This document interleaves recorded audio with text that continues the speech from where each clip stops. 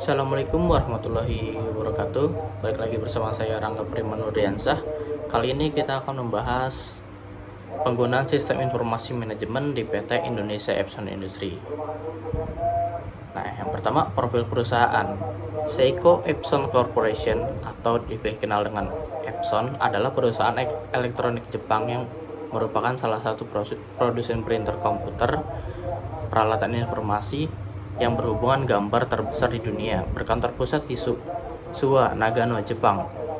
Perusahaan ini memiliki banyak anak perusahaan di seluruh dunia yang memproduksi inkjet, dot matrix, dan laser printer, scanner, komputer, desktop bisnis, multimedia, dan home theater proyektor, televisi home theater besar, robot, dan peralatan otomasi industri. Titik penjualan map printer dan cash register laptop, sirkuit terpadu, komponen LCD, dan komponen elektronik terkait lainnya. Perusahaan ini adalah salah satu dari 3 perusahaan inti dari grup Seiko, sebuah nama yang secara tradisional dikenal untuk membuat arloji sejak Seiko didirikan. Kemudian struktur organisasi di PT Indonesia Epson Industry. Yang pertama, ada presiden direktur, kemudian di bawahnya senior general manager, kemudian general manager, kemudian manager, supervisor, dan leader. Nah, baru nanti di bawahnya ada pekerjanya atau operator produksi.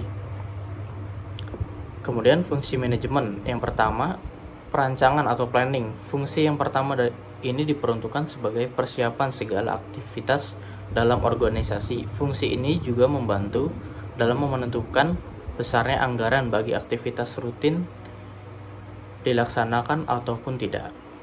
Kemudian pengarahan atau direktur, yaitu setelah pembuatan perencanaan yang matang perlu adanya pengarahan agar rencana tersebut dapat tetap on track. Dengan pelaksanaan rencanaan yang terarah serta fokus, maka tujuan pun akan lebih mudah untuk dicapai. Kemudian, pengawasan atau controlling. Fungsi pengawasan ini diperlukan untuk menyempurnakan fungsi pengarahan. Dengan adanya pengawasan, maka kesalahan yang terjadi dalam operasional lebih mudah dan cepat terdeteksi. Kemudian, yang keempat, pengelompokan atau organizing.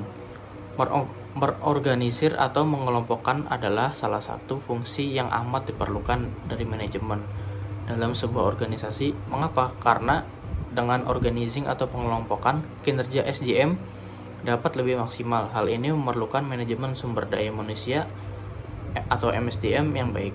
Kemudian, motivasi atau motivation.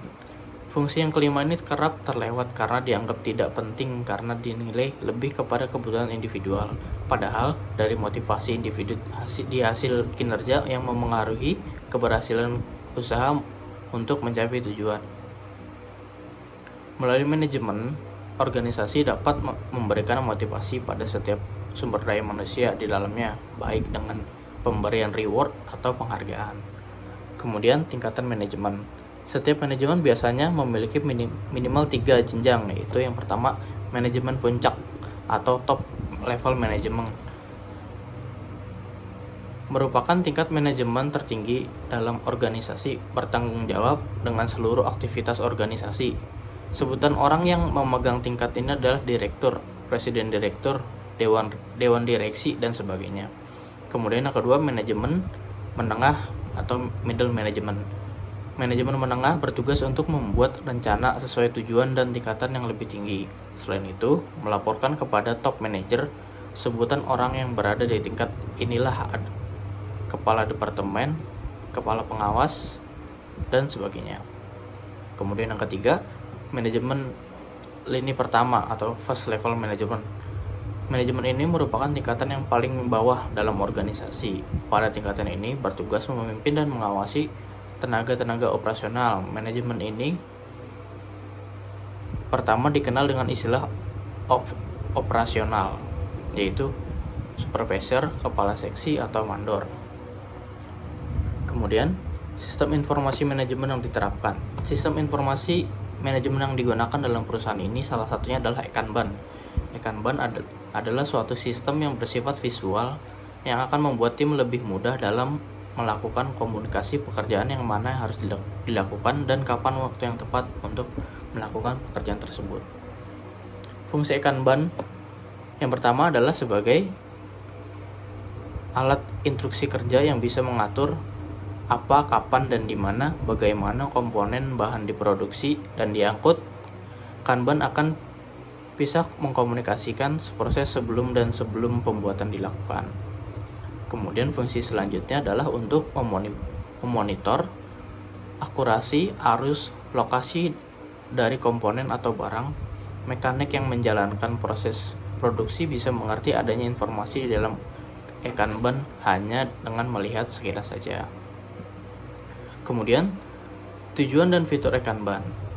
Tujuan dari sistem ini adalah untuk mempermudah manajemen maupun operator pekerja di mana data-data yang disajikan mengenai lokasi part, jumlah part yang tersedia, bahkan untuk melihat siapa yang mengantarkan part tersebut.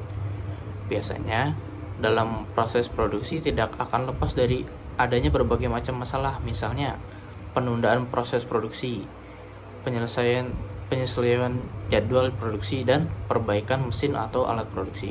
Disinilah Kanban akan berfungsi sebagai alat penyesuaian jika ada perubahan proses tersebut. Nah, inilah adalah contoh dari Kanban itu sendiri.